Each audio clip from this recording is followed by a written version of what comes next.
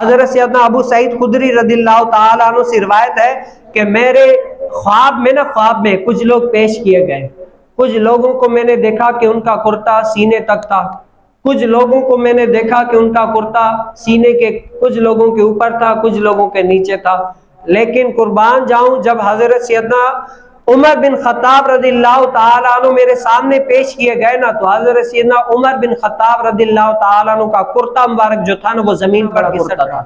باقی لوگوں کے کرتے کسی کے سینے تک، کسی کے اس کے نیچے، لیکن حضرت سیدنا عمر بن خطاب رضی اللہ تعالیٰ عنہ کا کرتا اتنا تو بڑا تھا کہ وہ گھسیٹ کر چل رہے تھے. تو صحابہ نے حضور علیہ السلام سے اس خواب کی تعبیر پوچھی، یا رسول اللہ یہ خواب ہے، اس کی تعبیر کیا ہے؟ تو حضور علیہ السلام نے فرمایا دین. کیا ہے اس خواب کی تعبیر؟ کیا ہے؟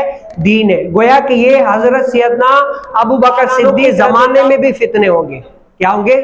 فتنے ہوں گے. جیسے حضرت سیدنا ابو بکر صدیق رضی اللہ تعالیٰ عنہ کے زمانے مبارک میں نا، جو منکرین زکوٰۃ تھے، زکوٰۃ دینے سے انکار کر دیا، تو اس فتنہ چلا تھا. بہت ساری لڑائیوں کے لیے حضرت سیدنا ابو بکر صدیق رضی اللہ تعالیٰ عنہ تیار ہو گئے لڑائی کے لیے، کہ جو زکوٰۃ کا انکار کرے گا میں ابو بکر اس سے لڑائی کروں گا. بہت سارے فتنے ہو گئے تھے. اسی طرح حضرت سیدنا عثمان غنی رضی اللہ تعالیٰ عنہ کے دور مبارک میں، اور حضرت سیدنا علی رضی اللہ تعالیٰ عنہ کے دور مبارک میں بھی، خلافت میں بھی فتنے ہی فتنے تھے. لیکن حضرت سیدنا عمر بن خطاب رضی اللہ تعالیٰ عنہ کے دور مبارک میں فتنے اتنے نہیں تھے.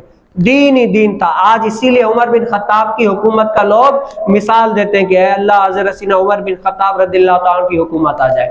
کیوں؟ اس ٹائم پر دین نافذ تھا، اور دین نافذ تھا، دین کو اپنے اوپر نافذ کیا، اللہ تعالیٰ کو راضی کیا، تو اللہ تعالیٰ نے بھی ان کا نام آج سرخرو رکھا ہے. کیا رکھا ہے؟ سرخرو.